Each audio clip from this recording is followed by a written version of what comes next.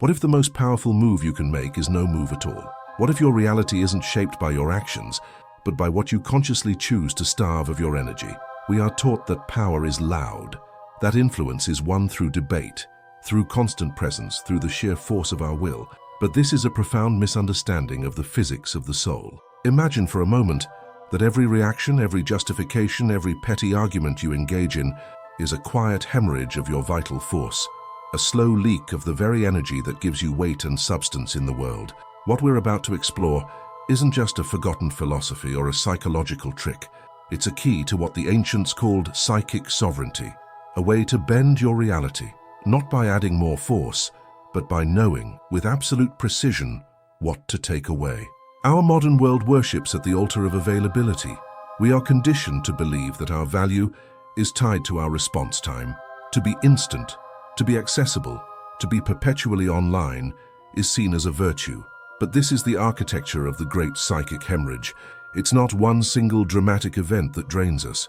It's 1,000 tiny paper cuts to the soul, administered daily, the immediate reply to a message that could have waited, the engagement in an online debate with a stranger, the reflexive need to fill every silence, to solve every problem presented to us, to have the final word. Each one of these moments is a small, almost unnoticeable leak of your vital force. Over time, the effect isn't that you become empty. You become thin, energetically transparent. Your presence, once a palpable force in a room, dissolves into a kind of background noise, appreciated perhaps but no longer felt. What if your true power isn't measured by your accessibility, but by the fierce integrity of your energetic field? What if the goal isn't to be always on, but to be fully, powerfully present when you choose to be?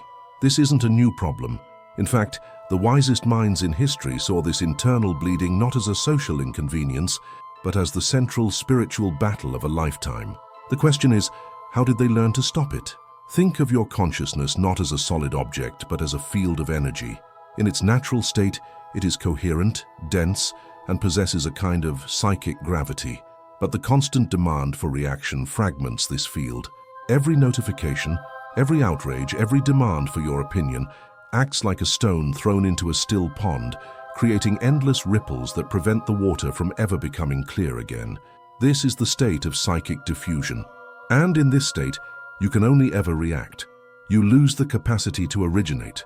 Your creative force, the signal that is uniquely yours, becomes lost in the static of 1,000 external broadcasts you've allowed to occupy your mind. Contrast this with its opposite, psychic density. You have felt this in others. The person who speaks little, but whose words carry immense weight.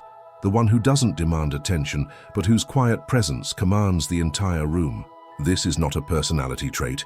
It is a property of a coherent energetic field. It's the result of a soul that has plugged its own leaks. This is the silent bargain of the modern world. We have traded our inner density for the fleeting validation of being in the loop. We've mistaken the frantic energy of the beehive for the focused power of the sun. We have become excellent receivers of external noise, but terrible broadcasters of our own internal signal. The tragedy is not that the world is noisy. The tragedy is that we have forgotten how to cultivate our own silence, the very sanctuary where our true power is born and stored. This is the condition the ancient masters sought to reverse. They knew that before you could shape the world, you first had to reclaim the sovereign territory of your own mind. This psychic bleeding, this slow erosion of the self, was not a mystery to the ancients. To them, it was the central human challenge. And they forged powerful antidotes. In the bustling, chaotic heart of the Roman Empire, the Stoics developed a radical solution. Philosophers like Marcus Aurelius understood that the external world was a storm of provocations, demands, and irrationality. To engage with it all was to be torn apart. Their answer was not to fight the storm, but to build an unbreachable shelter within the soul, the inner citadel. This was not a metaphor for positive thinking. It was a tangible internal fortress, built from reason, discipline, and the conscious withdrawal of assent from that which does not matter. To retreat to the citadel was to pull your energy back from the circus of external events and anchor it in the unshakable ground of your own sovereign mind. It was the ultimate act of psychic self-preservation. Meanwhile, in the East, the Taoist sages offered a different path to the same destination. Through the principle of Wu Wei, or effortless action, They mastered the art of navigating reality by yielding. They observed that the greatest power in nature, water, never fights. It flows around obstacles. The Taoist master doesn't counter a provocation with force. They meet it with emptiness. They don't engage in a futile argument. They starve it of their attention until it collapses under its own weight. They understood that to react is to become entangled. To remain still, to not act, is to retain your power and let the chaos of others exhaust itself. Centuries later, the psychologist Carl Jung would echo these ancient truths. He saw the path to a whole self, what he called individuation, as a process of differentiating oneself from the projections and expectations of the world, of consciously withdrawing energy from the social masks, the personas we wear, to nourish the true self within. The Stoics gave us the fortress, the Taoists gave us the flow, and Jung gave us the psychological map. They all point to the same profound truth. True power is not found in engagement, but in the masterful art of withdrawal. They showed us the why, but they also left the instructions for the how. Let's look closer at these blueprints for the soul's survival. The Stoic inner citadel isn't built of stone, but of decisions. Every time you choose not to be provoked, you lay a brick. Every time you meet an insult with silence instead of a defense, you mortar the joints. You are not suppressing emotion. You are refusing to let it become your master. You are consciously deciding that your inner peace is more valuable than winning a fleeting external battle. You become the emperor in the Colosseum of your own mind, observing the chaos but not descending into the fray. The Taoists took this a step further. For them, the ultimate power was not a fortress, but a mirror. A fortress can still be besieged, but a mirror cannot be harmed by the reflection it shows. When you embody Wu Wei, your stillness becomes a reflective surface. A person's anger, their manipulation, their neediness, it is all perfectly reflected back to them, unabsorbed by you. They are left alone in a room with their own energy, and for someone who relies on the reactions of others to feel powerful, there is no more terrifying experience. You have not fought them. You have simply revealed them to themselves through your own luminous emptiness. These ancient schools of thought understood a fundamental, almost magical law. What you refuse to feed eventually starves.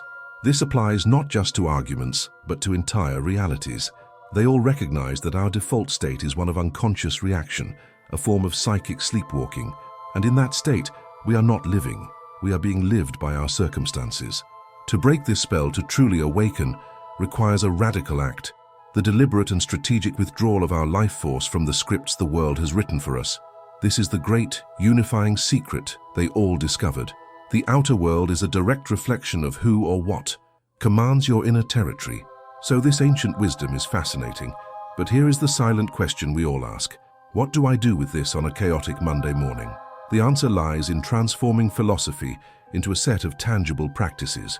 Let's call them the 3 disciplines of psychic sovereignty. First is the discipline of silence. This is the Taoist way in action. It is the conscious choice to not add your energy to a system that is already saturated with chaos. This means understanding that your reaction is the fuel that most conflicts burn on. Without it, the fire dies. Think of that group chat, buzzing with drama, or a passive-aggressive email that arrives in your inbox. The programmed response is to justify, to defend, to correct. The practice of silence is to do nothing, not out of weakness, but out of a profound understanding that your engagement will only escalate the very energy you wish to avoid. The practice here isn't just to not reply. It's to sit with the internal urge to react and observe it without judgment.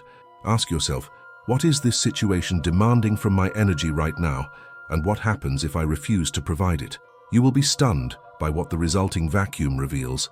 Second is the discipline of attention. This is the Stoic way. It is the recognition that your attention is your most sacred and finite currency. Where your attention flows, your life force goes. This means you must become a ruthless auditor of what is worthy of your focus. Consider the pointless online arguments, the gossip-fueled conversations, the people who only contact you to complain. Each of these is an energetic expense with zero return. The Stoics would argue that giving your attention to such things is a form of self-disrespect. So how does this manifest in your life? It translates into a simple daily practice of asking, is this interaction an investment in my alignment, or is it an energetic tax? The application is to consciously defund the drama in your life, to walk away from conversations that go nowhere, to mute the notifications that exist only to provoke you. You are not ignoring reality, you are curating it. If these ideas are resonating, consider subscribing so we can continue to explore these mysteries together. Finally, we have the third and most subtle practice, the discipline of absence. This is the Hermetic way, the mastery of rhythm. It is about understanding that in every relationship, in every dynamic, there is a natural flow and ebb. Constant presence disrupts this rhythm and creates dependency. This means recognizing when your role has become that of the constant fixer, the emotional support system that is always on call. Your permanent availability, while well-intentioned, may be the very thing preventing the other person from finding their own strength. It creates an imbalance where your energy is perpetually being siphoned. The practical application here is to learn the difference between reactive withdrawal, like the silent treatment, which is a form of punishment, and sovereign absence, which is a tool for rebalancing.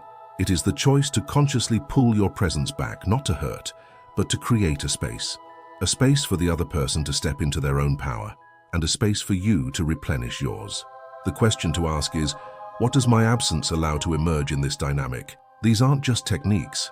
They are the foundational practices for rebuilding your energetic field from the inside out, turning a leaky vessel into a fortified one. Let's be clear, these practices will feel like a rebellion at first, a rebellion against your own conditioning. Your nervous system is wired to equate reaction with survival. So when you choose silence, it will feel like you are failing to defend yourself. When you withdraw your attention, it will feel like you are being irresponsible. This discomfort is the sign that you are breaking the spell. Let's go deeper into the first discipline, silence. Understand the difference between a hollow silence and a lucid silence. A hollow silence is the silence of the victim, filled with unspoken resentment and fear. A lucid silence is the silence of the strategist, filled with observation and awareness. When you are baited and you feel that hot chemical rush to respond, that is the moment of practice. Feel the itch in your mind to justify. Watch it. Do not scratch it. You are training yourself to hold the energetic charge without letting it arc to the nearest target. You are becoming a container for power, not a conduit for chaos. Now, for the second discipline, attention. Let's reframe this as curating your psychic diet. Just as your body is built from the food you eat, your mind and soul are constructed from the information and energy you consume.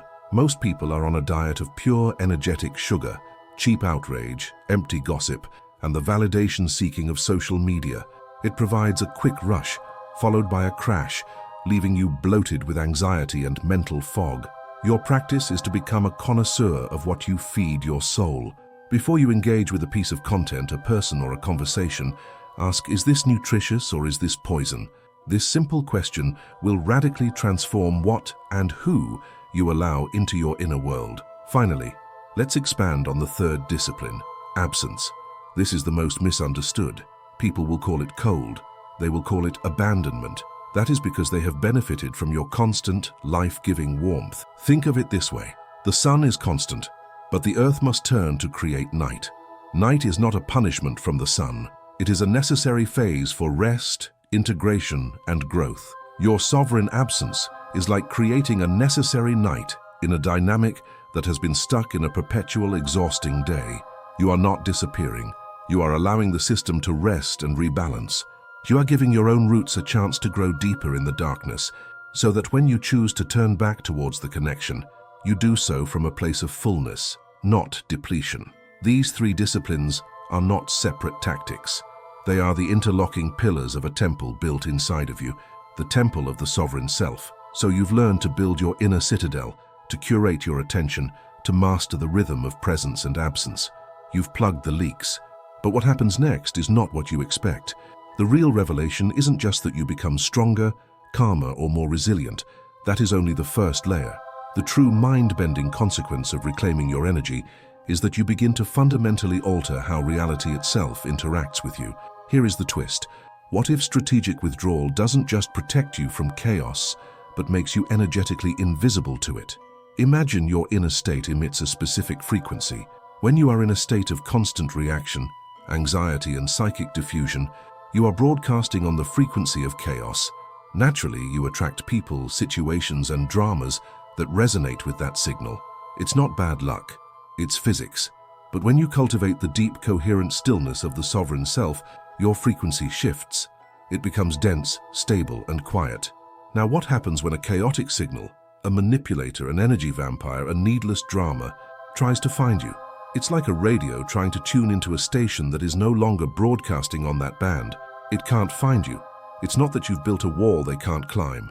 It's that from their perspective, you are no longer there. Your stillness makes you undetectable to their sonar of need and provocation.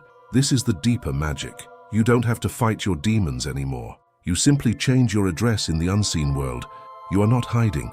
You are operating from a different plane of existence, one where the dissonance of their world simply cannot locate you. The battles you thought you had to fight for the rest of your life, they just stop showing up. This isn't just a metaphor for emotional detachment. It's a hypothesis about the very fabric of reality. Ancient wisdom traditions hinted at this for millennia, not as poetry, but as operational physics.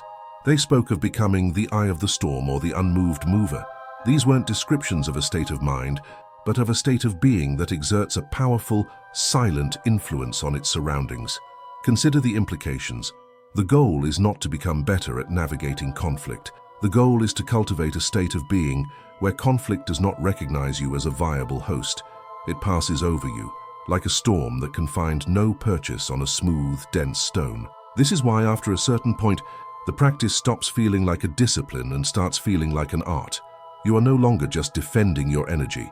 You are sculpting your vibrational signature.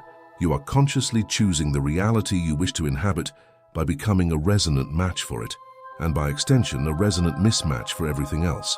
And here is the most profound and perhaps unsettling part of the revelation. What if the people and situations that drain you are not your enemies, but your tutors? What if they are emissaries from a lower frequency, sent to test the integrity of your newfound coherence? Their provocations are not attacks, but tuning forks. They vibrate at the frequency of your old self, your old wounds, your old patterns. And when you can finally stand in their presence and feel nothing resonate within you, no anger, no fear, no need to defend, that is when you know you have truly graduated. You haven't defeated them. You have simply outgrown the lesson. They no longer have a hook in you because the part of you they could hook into no longer exists. So what do you do with this knowledge? Once you realize that you are not a victim of circumstance, but the silent broadcaster of your own reality, the game changes completely. The question, how do I protect myself, is replaced by a far more profound and demanding one. What reality am I choosing to create? This is the responsibility of awakening. The power of energetic invisibility isn't a free pass to escape the world. It is a call to a higher form of engagement. It implies that your primary duty is no longer to fight the chaos out there, but to tend to the sacred garden of your inner state, because your inner state is what projects the world you experience. This shifts your entire ethical framework. Lashing out in an argument is no longer just a moment of lost temper. It's a conscious choice to tune your reality back to the frequency of conflict. Saying yes when you mean no is not just people-pleasing. It's an act of vibrational dissonance that attracts more situations that will compromise your integrity. You begin to understand that your greatest contribution to a more peaceful world is not to become another activist shouting in the wind, but to become a silent, unshakable anchor of coherence, a living node of peace. It's a subtle, almost invisible form of leadership. You start to lead not by what you say, but by the state you hold. Your calmness in a crisis becomes a shelter for others. Your refusal to engage in gossip silently starves the drama. Your centered presence gives other people permission to find their own. You no longer need to fix people. In fact, you realize that trying to fix them was part of the old pattern, an attempt to control their energy to make your own environment more comfortable. Now you simply hold your own frequency, and by doing so you offer them a choice. They can either rise to meet your clarity, or they will naturally drift away, seeking a chaotic field that better matches their own. There is no judgment in this. It is simply the law of resonance. This is the great, terrifying, and liberating responsibility. Your reality is your masterpiece, and its primary medium is not paint or stone, but the frequency you choose to embody. This is where the path becomes exquisitely demanding. It is far easier to blame a toxic person or a broken system than to accept that on some level your own energetic broadcast invited them in. This is not about victim blaming, it is about radical self-ownership. It's the moment you stop seeing yourself as a character in a story and start seeing yourself as the author. The implications for your life become intensely practical. Every choice, no matter how small, is now weighed on a new scale. Does this amplify my coherence, or does this diffuse it? The television show you watch, the music you listen to, the food you eat, the conversations you entertain, they all cease to be mere preferences and become acts of energetic tuning. You might find yourself naturally withdrawing from crowds, not out of antisocial sentiment, but because you can now physically feel the dissonant static of 100 unfocused minds, and it interferes with your own signal. This is not spiritual snobbery, it is psychic hygiene. You are protecting the integrity of your instrument. This also means your relationships undergo a profound and sometimes painful purification. You will find that you can no longer tolerate subtle manipulation, passive aggression, or relationships based on mutual complaint. Your newly tuned system will reject these dissonant frequencies like a healthy body rejects a pathogen. And you will face a stark choice: either lower your frequency to maintain the old connection, or hold your frequency and allow the connection to dissolve. This is the loneliness of the seeker, a temporary isolation that is the necessary byproduct of choosing your soul over your social conditioning. But this loneliness is not an ending. It is the clearing of the ground upon which new, more resonant structures can be built. So we stand at a crossroads, you and I, facing a question that echoes through the heart of all great wisdom traditions. Is the ultimate purpose of our existence to become a skilled warrior, reacting and battling every injustice, every slight, every provocation the world throws at us? Are we here to spend our life force in an endless war of action and reaction? Or is there another path? A path where we are called to become silent anchors of order in an ocean of entropy, to cultivate a stillness so profound, a coherence so dense, that the chaos of the world simply breaks against us like waves upon a shore. A path where our greatest power lies not in what we do, but in what we refuse to become. The hunt for mystery ultimately leads us inward, to the realization that we are not merely participants in reality, we are its source code.